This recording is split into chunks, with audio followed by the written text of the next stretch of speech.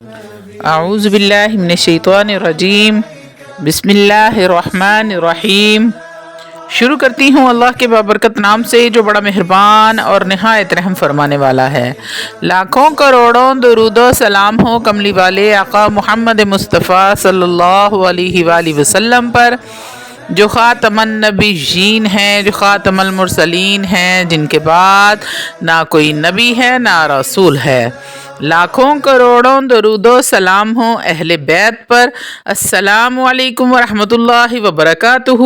آپ دیکھ رہے ہیں میرا یوٹیوب چینل مکافات عمل۔ اللہ والو، شعبان کی پہلی رات بی بی زینب علیہ السلام کی آمد ہے۔ جو انسان شعبان کے چاند کو دیکھنے کے بعد 3 مرتبہ سورہ فاتحہ پڑھ کر اپنی دعا مانگے اور پھر مصلی پر بیٹھ کر 700 مرتبہ مسلسل یہ پڑھے، سخی کی بیٹی سخی میری مدد فرما، سخی کی بیٹی سخی میری مدد فرما، یعنی بی بی زینب سلام اللہ علیہ سے منسوب اس تسبیح کو مسلسل 700 مرتبہ پڑھتا ہے اور اللہ کے دربار میں دعا مانگتا ہے، اے میرے اللہ، تو نے بی بی زینب سلام اللہ علیہ اور مولا علی شیر خدا کے گھر میں بی بی زینب سلام اللہ علیہ کا نزول کیا، تجھے واسطہ ہے میری یہ دعا قبول منظور فرما۔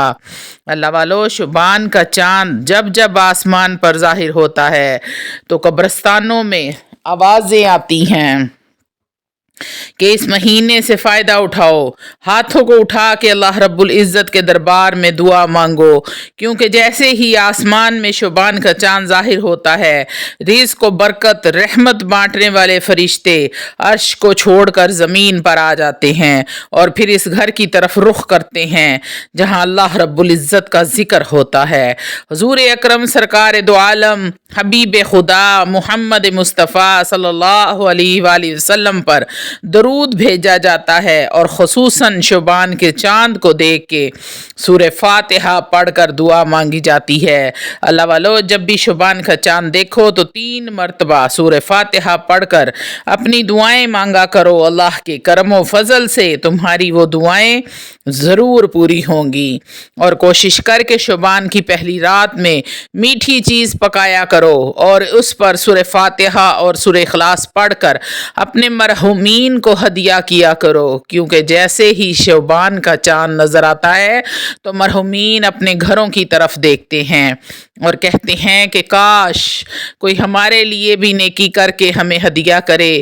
جو انسان اپنے مرے ہوئے لوگوں کے لیے شعبان کی پہلی رات قرآن کریم فرقان حمید پڑھ کے ہدیہ کرتا ہے، سورہ فاتحہ اور سورہ اخلاص پڑھ کے ہدیہ کرتا ہے، تو جیسے ہی یہ ہدیہ برزخ تک پہنچتا ہے، برزخ میں موجود وہ رشتہ دار بھی دعا کرتے ہیں اور اس کے گھر میں خوشحالی اور خوشیاں مسلسل قائم ہوتی ہیں۔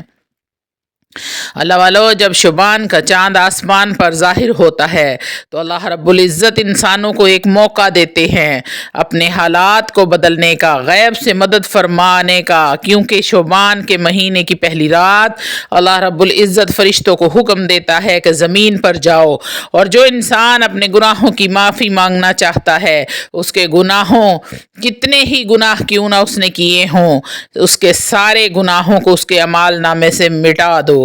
اور اللہ رب العزت حضرت میکائیل کو حکم دیتا ہے جو انسان آج کی رات بھی دعا مانگے، جو بھی دعا مانگے اسے وہ عطا کر دینا۔ امام علی مقام علیہ السلام فرماتے ہیں کہ اس مہینے کو اللہ رب العزت نے اپنے محبوب سے منسلک کیا ہے۔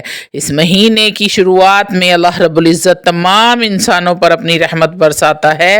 جب بھی شعبان کا چاند دیکھو 3 بار سورۃ الفاتحہ پڑھ کر اپنے لیے دعا مانگو اور گناہوں کی معافی مانگو، کیونکہ شعبان کا چاند جب آسمان پر ظاہر ہوتا ہے تو ہر انسان کی تقدیر بدل جاتی ہے۔ جو شعبان کے چاند کو دیکھ کر اپنے لیے دعا مانگتا ہے، اللہ رب العزت فرشتوں کو حکم دیتا ہے کہ میرے اس بندے کی دعا کو فوراً قبول کر لو اور اس کا کام فوراً سے کر دو۔ اللہ والو، اس مہینے بابرکت مہینے کا، فضیلتوں والے مہینے کا فائدہ اٹھاؤ۔ یہ مہینہ آپ کو دوبارہ اگلے سال ملے گا۔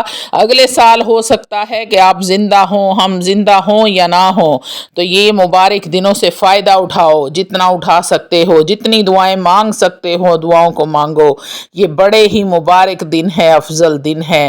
ان میں روزے کا اہتمام کرو، جتنا کر سکتے ہو اپنے جسم کو عادی کرو رمضان المبارک کے لیے۔ اللہ والو، جب بھی دعا کے لیے ہاتھ اٹھاؤ تو میرے لیے بھی دعا کرنا۔